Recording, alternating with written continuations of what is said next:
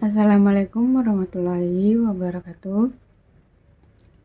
Yang saya hormati Bu Rosmiati, SPD MPD selaku dosen pengampu, dan Ibu Nur Hijrah, SPD MPD selaku dosen mitra mata kuliah Dasar Manajemen Umum. Pertama-tama mari kita panjatkan kehadiran Allah Subhanahu wa taala. Atas rahmat dan hidayahnya lah kita dapat melaksanakan tugas observasi sebelumnya.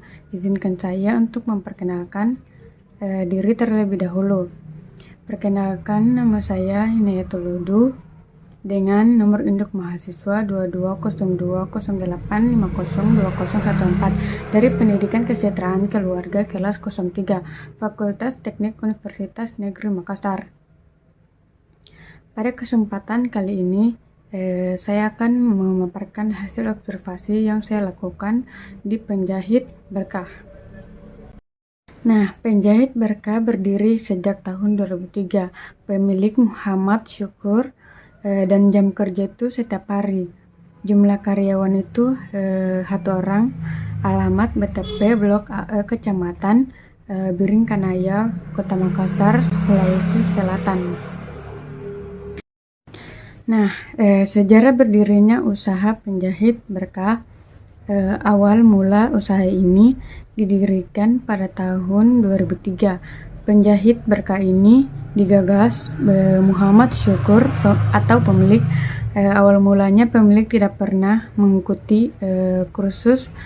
Beliau hanya kerja bersama temannya sehingga beliau bisa mahir menjahit dan mendapatkan pengalaman dan juga pemahaman sehingga timbul pemikiran ingin membuka usaha sendiri. Melihat zaman sekarang ini banyak tren baju yang berbeda setiap tahun. Semakin meningkat melihat semakin meningkat. Hal ini secara tidak langsung dapat memberikan peluang bisnis yang bagus di bidang tekstil. Nah, adapun visi dan misi pada Penjahit Berkah. Visi menjadi penjahit sukses dan menjadikan busana muslim sebagai tren berpakaian yang sopan dan bernilai bagi seluruh masyarakat pada umumnya dan bagi umat muslim dan muslimah pada umumnya. Dan misinya itu yang pertama memberikan pelayanan yang sebaik-baiknya dalam pengadaan kebutuhan masyarakat yang menyangkut tren cara berpakaian dan Islam. Yang kedua, membantu meningkatkan ekonomi dan kualitas hidup masyarakat sekitar melalui industri fashion. Yang ketiga, selalu meningkatkan kinerja dan kualitas produk dengan berpijak pada hukum-hukum syariat Islam dan kedisiplinan dengan harapan terwujudnya pelayanan yang memuaskan terhadap semua konsumen. Adapun tujuannya, yang pertama mendapatkan keuntungan yang besar dari produk ini. Yang kedua tuh membuat produk yang dapat menjadi gaya berpenampilan sopan dan modis sesuai dengan syariat Islam bagi yang memakainya. Yang ketiga, dapat membuka banyak cabang. Struktur organisasi industri Penjahit Berkah. Pemilik, manajer keuangan pemilik, pembuatan pola menggunting itu pemilik, penyediaan bahan pemilik, proses penjahatan pemilik dan karyawan. Nah, adapun bahannya, kain yang digunakan disediakan dari industri, tetapi terkadang ada juga konsumen yang menyediakan kain atau bahan sendiri. Alat dan bahan yang digunakan di industri Penjahit Berkah biasanya dibeli di pasar sentral. Nah, prinsip kerja yang pertama mengutamakan kerapian dan kepuasan konsumen dalam hasil jahitan yang diperoleh. Yang kedua, kejujuran dan ketaatan kerja.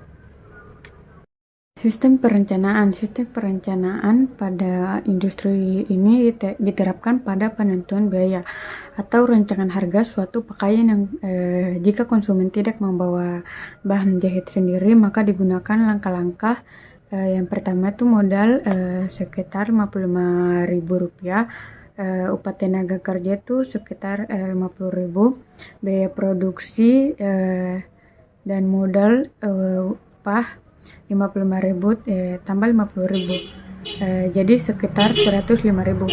Nah, keuntungan yang diperoleh 30% kali biaya produksi, 30% kali 105.000, jadi sekitar 31.500 harga jual. Biaya produksi plus keuntungan itu sekitar 105.000 tambah 31.500, sekitar 36.500. Jadi harga jual busana tersebut yaitu sekitar 136.500. Kepemimpinan, komunikasi, dan motivasi. Bagaimana seorang pemimpin dan mempengaruhi karyawannya sehingga mau bekerja secara efektif untuk mencapai tujuan yang ingin dicapai. Efektif kepemimpinan seseorang tergantung pada kemampuan membaca situasi yang dihadapi dan menyesuaikan gaya kepemimpinannya dengan situasi tersebut. Nah, gaya kepemimpinan, komunikasi, serta motivasi yang dimiliki oleh beliau selaku pimpinan dari industri penjahit berkah ini ialah: yang pertama itu pemberi petunjuk, bimbingan, binaan, serta pengarahan bagi karyawan. Yang kedua itu mampu berkomunikasi baik dengan karyawannya, terutama dalam hal proses penanganan pakaian. Yang ketiga itu mampu menciptakan suasana kerja yang kondusif agar karyawannya dapat bekerja dengan sebaik mungkin.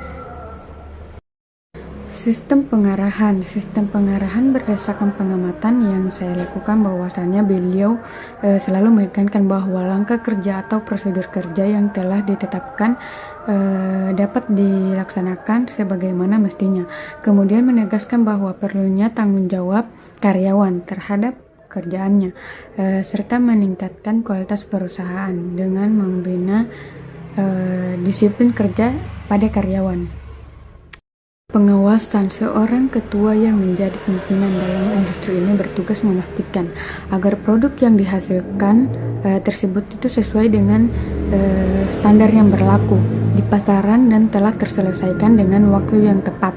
Nah, ketua tidak hanya memperhatikan produknya, tapi juga memperhatikan karyawan yang terlibat dalam proses pengerjaan pakaian tersebut. Tugasnya ialah mengingatkan serta memberikan arahan untuk memperbaiki jika ada yang menyimpang dari produk pakaian yang ingin dicapai.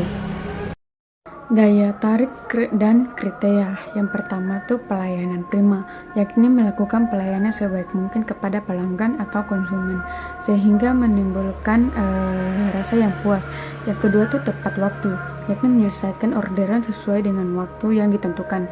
Yang ketiga itu kualitas jahitan, yakni sesuai dengan apa yang diinginkan pelanggan, misalnya rapi, pas badan, pas bahu, dan masih banyak lagi.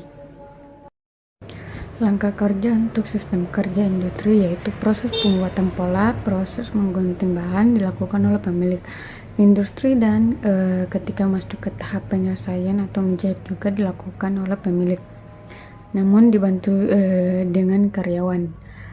Proses satu baju dari awal mengambil untuk ukuran sampai pembuatan pola dan menggunting biasa memakan waktu kurang lebih 1 hari, atau jika pakaian sudah melewati proses pembuatan pola dan pengguntingan, jika ingin dijahit membutuhkan waktu kurang lebih 3 jam per baju.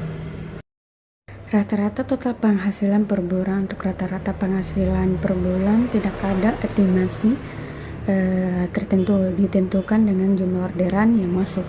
Banyaknya penghasilan itu biasanya ketika masuk musim pesta pernikahan dan lebaran.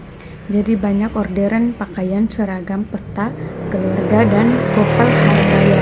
Nah, disitulah omset mengalami kenaikan. Manajemen keuangan. Untuk manajemen keuangan diatur oleh beliau sendiri dan ada beberapa tips dasar untuk mengelola keuangan industri. Yang pertama, membuat pencatatan anggaran biaya. Yang kedua, analisis pengeluaran dan pemasukan setiap harinya. Yang ketiga, hindari yang namanya utang piutang. Sistem penggajian atau upah penjahit berkah. Sistem penggajian berdasarkan satuan hasil. Yang pertama, satuan setelah pakaian kotor seharga Rp300.000 dikeluarkan 30% untuk gaji karyawan, yaitu Rp90.000. Yang kedua, upah dibayar berdasarkan kuantitas hasil pekerjaan yang ditetapkan berdasarkan satuan hitungan. Yang ketiga, jumlah upah yang diterima berbeda tergantung pada produktivitas masing-masing. Yang keempat, semakin banyak pekerjaan yang berhasil diselesaikan, semakin besar upah yang akan didapatkan. Analisis strengths atau kekuatan. Lokasi strategis. Yang pertama, harga murah terjangkau. Yang kedua, model pakaian dapat ditentukan sendiri. Yang ketiga, kualitas baik. Yang keempat, tersedianya sarana dan prasarana. Opportunities atau peluang. Yang pertama, dukungan teman dan keluarga sangat besar. Yang kedua, karena tidak adanya persaingan di sekitar Naka, memungkinkan usaha dapat berkembang pesat. Yang ketiga, kebutuhan penjahit terus meningkat. Weakness atau kelemahan. Yang pertama, kurangnya tenaga kerja. Yang kedua, pemilik langsung terjun merangkap ke beberapa bagian. Drive atau ancaman. Yang pertama, persaingan harga. Yang kedua, kenaikan harga bahan baku, perekonomian tidak stabil. Sistem pemasarannya. Yang pertama, promosi face to face. Yang kedua, dari mulut ke mulut. Yang ketiga, secara online. Dan yang keempat itu secara offline. Target pemasaran rumah jahit berkah ini untuk pria dan wanita, mulai dari anak-anak, remaja, hingga lansia. Produk usaha yang dihasilkan adalah seragam sekolah, pakaian muslim, kebaya, PDH, PDL, permak, dan lain-lain. Kesimpulan yang dapat saya ambil, yang pertama, penjahit berkah adalah industri yang sudah berdiri sejak tahun 2003 dan pemiliknya adalah Muhammad Syukur. Yang kedua, strategi pemasaran yang dilakukan promosi face to face melalui kerabat-kerabat terdekat secara online dan secara offline. Yang ketiga, pemilik memiliki peranan langsung untuk turun mengambil bagian dalam tugas pelaksanaan usaha ini. Yang keempat, penjahit berkah ini memiliki sistem penggajian karyawan berdasarkan satuan hasil. Itulah pemaparan hasil observasi yang saya lakukan di penjahit berkah. Lebih dan kurangnya mohon dimaafkan. Saya ucapkan terima kasih dan Assalamualaikum warahmatullahi wabarakatuh.